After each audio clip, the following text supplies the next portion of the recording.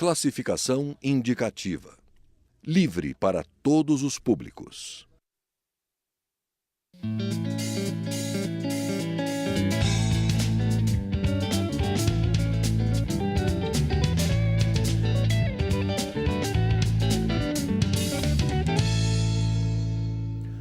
O deputado Newton Cardoso Júnior, do PMDB de Minas Gerais, solicitou ao presidente da Câmara e foi atendido a criação de uma comissão externa destinada a acompanhar as investigações sobre o rompimento da barragem de Fundão, localizada no distrito de Bento Rodrigues, entre Mariana e Ouro Preto, no centro do estado. O acidente aconteceu no dia 4 deste mês, provocando um grande estrago na região.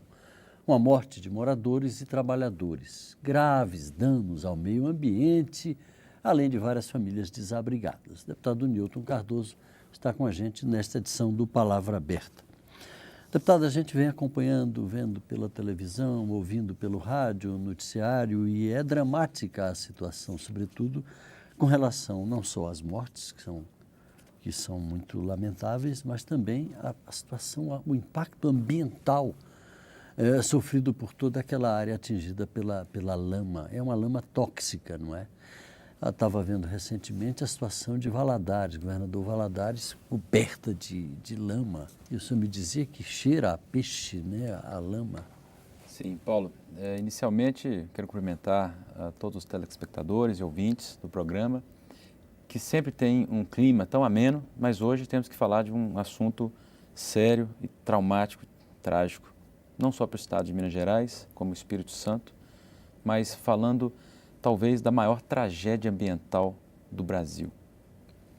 A represa, a barragem de Fundão e Santarém, que está envolvida nesse processo, é uma barragem que liberou 62 bilhões de litros de um resíduo mineral que podemos dizer inicialmente que não é tóxico, mas que vai acumular por toda a bacia do Rio Doce, por onde passou o rastro de distribuição, iniciando infelizmente pelo pequeno distrito de Bento Rodrigues, de produção tradicional. Foi devastado, né? Pelas imagens que a gente ele viu, sumiu do mapa. Sumiu do mapa. Ali tinha produção de geleia de pimenta, aquela pimenta biquinho, tradicionalíssima. Estavam com um projeto até de exportação dessa geleia. Tudo foi por água abaixo. Esse sonho acabou.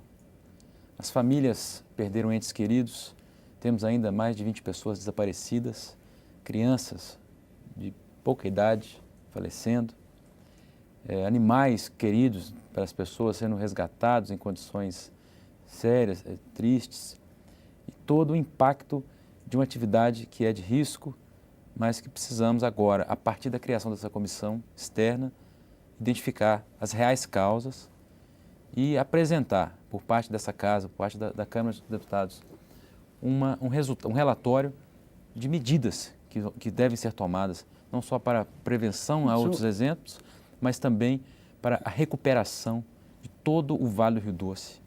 Não falando apenas da situação de governador Valadares, mas as cidades todas ao redor do Rio. O senhor acredita, deputado, que tenha havido leniência das autoridades na concessão, por exemplo, dos alvarás para a construção de uma barragem como essa? Porque ela deve ter um mínimo de condições de segurança, porque o resíduo que ela protege é de uma toxicidade que a gente está vendo. Não é pouca coisa, coisa extremamente grave, né? Do ponto de vista da saúde da população. É cedo, muito cedo para se falar em leniência, em qualquer tipo de responsabilização ainda. Sem nenhuma dúvida, a mineradora já assumiu uma série de compromissos e vai assumir outros ainda muito maiores. Ela é, inicialmente, o primeiro alvo de todas as autoridades, de toda a população. Já saiu uma multa de 100 milhões. 100 milhões, mas estima-se... Mas 100 milhões para o tamanho do impacto daquilo, eu não sou especialista, mas acho que é muito pouco. Eu vi uma estimativa hoje de 10 bilhões de reais. Bilhões de reais. É um fato, talvez, realmente a maior tragédia nacional e provavelmente o maior número de indenização ambiental na história do nosso país. Mas eu não sei se apenas a indenização financeira será responsável por salvar a situação do Vale do Rio Doce. Temos concentrações de ferro na água até 10 mil vezes acima do limitado para o consumo humano. Apenas em Belo Oriente, onde temos uma indústria de celulose, a água já se tornou imprópria até para o consumo industrial. A situação é muito séria e nos próximos dias uma comitiva da Câmara já está se deslocando em 2 etapas. Uma primeira etapa para Mariana, para entender a situação do município e dos distritos que são afetados imediatamente, ver o rastro de destruição. E uma segunda comitiva vai se deslocar diretamente a Governador Valadares e em seguida a Colatina, no Espírito Santo, pois a água que está chegando já no Espírito Santo está comprometida, está causando a poluição do rio de forma que é irreversível, de forma que não pode ser contida. Não existem mecanismos físicos que podemos utilizar para recuperar essa água ou para desviar o rastro de lama com esse resíduo mineral, porque o resíduo mineral ele tem uma série de metais pesados diluídos, além do ferro por si só, que é o principal objetivo. É impossível consumir essa água, não tem como tratar essa água para ela ser consumida pela população. Exatamente. Nessas condições. O nível de turbidez dessa água já impede que ela seja usada para o tratamento de água e, portanto, ela vai se decantar ao longo de muito tempo, ao longo de toda uma destruição do leito do rio. Tem alguma previsão? Os técnicos dão algum prazo? Não há previsão.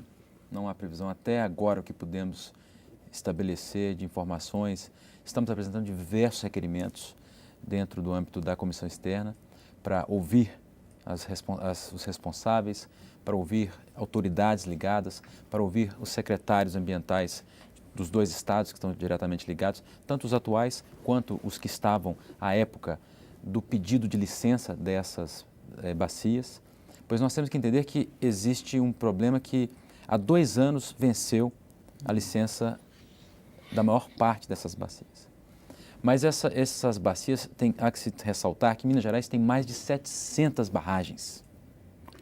E por falta, talvez, de uma estrutura de fiscalização ou por falta, talvez, de um controle mais apurado, não acontece hoje ainda o ideal acompanhamento. Porque, deputado, quando acontece uma tragédia como essa, aí a gente para pensar, peraí, essas barragens elas devem ter sido construídas,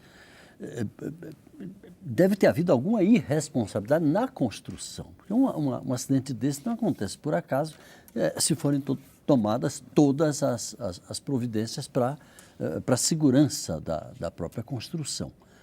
Então, me parece, eu também falo ainda como leigo, mas que a causa está lá atrás, lá na época da construção. Quem responde por isso? A mineradora? A mineradora, sem dúvida, responde, mas se houver qualquer indício de responsabilidade por parte de autoridades do governo, em qualquer nível, precisarão ser também chamados à atenção.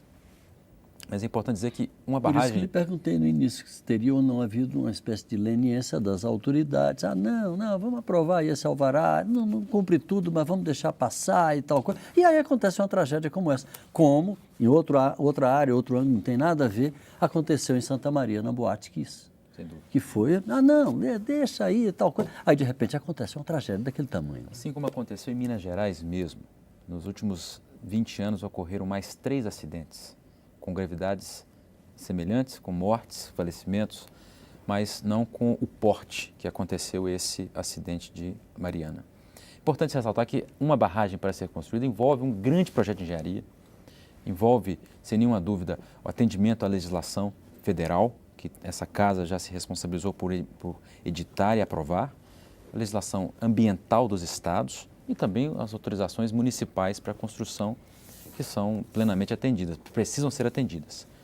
Entretanto, ao longo dos anos, o material que é depositado na barragem ele não pode ter contato com a estrutura da barragem, não pode haver infiltração.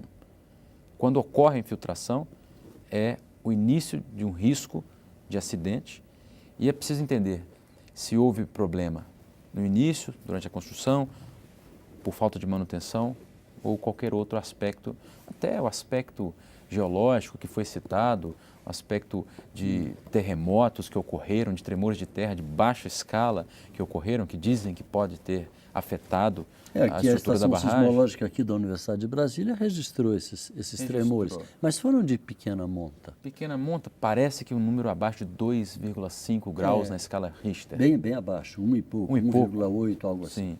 que já declarou também a universidade que não são níveis que possam afetar a estrutura da barragem. Mas, de qualquer maneira, tudo precisa ser examinado. E precisamos lembrar que atrás da barragem que arrebentou, temos uma barragem 6 a 8 vezes maior, que é a barragem de Germano. E já existem indícios que essa barragem está sob risco. Caso essa barragem resolva estourar ou que ocorra um acidente com essa barragem, estamos sob o risco de um caso ainda mais grave. Ela é maior do que essa que estourou? É de 6 a 8 vezes. 6 a 8 vezes. Portanto, eu entendo que é realmente uma situação que precisamos trazer à tona, precisa ser divulgado com transparência. A população precisa entender cada passo do que está acontecendo, de como vai ser recuperado o meio ambiente. E entendo que a comissão externa, que foi criada de forma muito responsável por essa casa, com parlamentares de todos os estados, de todas as regiões do país, certamente iremos atingir o grande objetivo, que é entender as causas e trabalhar para uma prevenção segura, séria, com resposta rápida à população. Deputado Newton Cardoso Júnior, PMDB de Minas, muito obrigado pela sua participação, nossa solidariedade ao querido povo mineiro, especialmente de Mariana, de Bento, a cidade presépio, né, Mariana, primeira capital das Minas Gerais. E a gente continua acompanhando esse assunto. Quando tiver alguma coisa, quando voltar dessa visita que os senhores vão fazer, nós estamos aqui às ordens para saber mais a respeito disso. Muito obrigado. Muito obrigado. Você de casa, muito obrigado pela audiência, um abraço e até a próxima.